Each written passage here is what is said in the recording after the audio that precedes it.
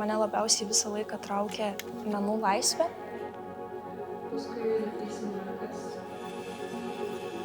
Visą laiką domėjausi menu ir jaučiau tą tokį vidinį didelį smalsumą.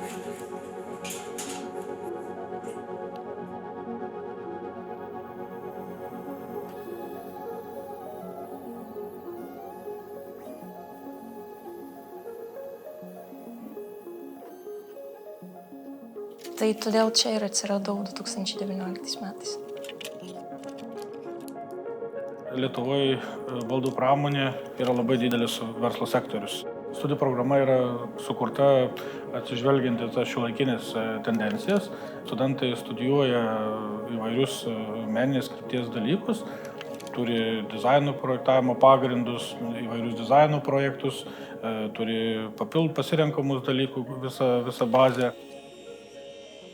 Sugalvojau įstoti, pradėjęs domėtis ir gaminti pačius baldus. Ruoštis stojimui tai reikėjo sudaryti portfolio, ko nesudaręs anksčiau, ir reikėjo susirasti visus darbus, kuriuos esu padaręs dailės mokykloje. Tai pagrindinis mūsų įrankis yra visgi kompiuteris, su kuriuo reikia didžiąją laiko dalį dirbti, daug programinių įrangų, 2D, 3D modeliavimas. O dirbtuvėse mes iš kompiuterio tai, ką mes turėjome idėją galvoje, perteikime tai į realų pasaulį. Gaminame būtent prototipus, kuriuos suprojektuojame kompiuteryje, ir vėliau įgyvendiname visą tai realiai apčiuopiamam daiktą.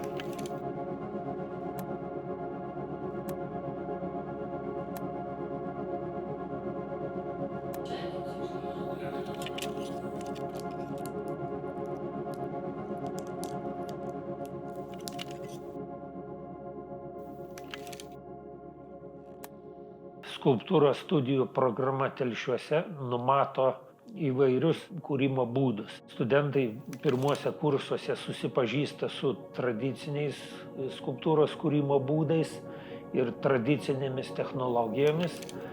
Ir vėlesniuose kursuose, jau tampa užduotys sudėtingesnės ir tuo pačiu studijų eigoje išbando visas technologijas.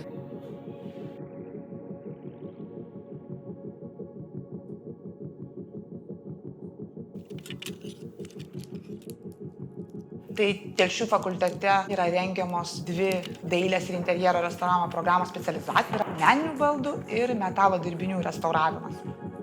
Tai mano dailės mokytoja man pasiūlė apie šitą specialybę, pasidomėjau aš, nes jinai matė, kad aš turiu kruopštumo ir ištvermės ir galėčiau tai daryti. Pirmam kurse, antro pusmetį mes gavom kėdę. Tiesiog kaip gaunam, tai jinai būna labai prastos būklės. Tai reikia visą išardyti, viską nušveisti ir atnaujinti tiesiog, kad jinai būtų tokia, kaip kažkada buvo prieš 100 metų.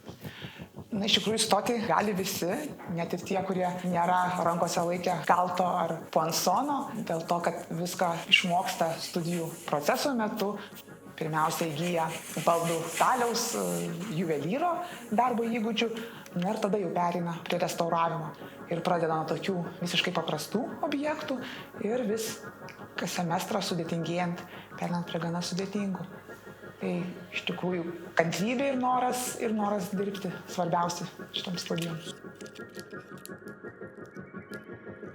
Metalo meno gal problema pavadinimą ganėtinai abstraktus. Metalo menas sudaro ir meninę kalvystę, tai meninė juvelyrika, medalininkystė, mažoji skulptūra.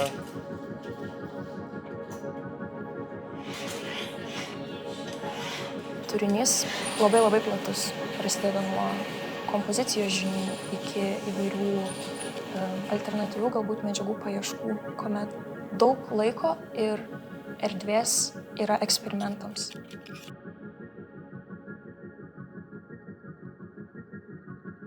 Įprastai juvelyriką mes asocijuojam su papuošalais, kurie dekoruoja žmogų, bet mes žiūrim į juvelyriką kaip ir išvaizdos priemonę. Pirmam kurse tai aprieps viską, o jau einant vis vėliau jie galės pasirinkti, kas jas labiau domina. O magistro studijose mes jau labiau skiriame dėmesį individui, jo raiškai, jo tikslams, jo siekiams, ką jis nori kurti, ką komunikuoti.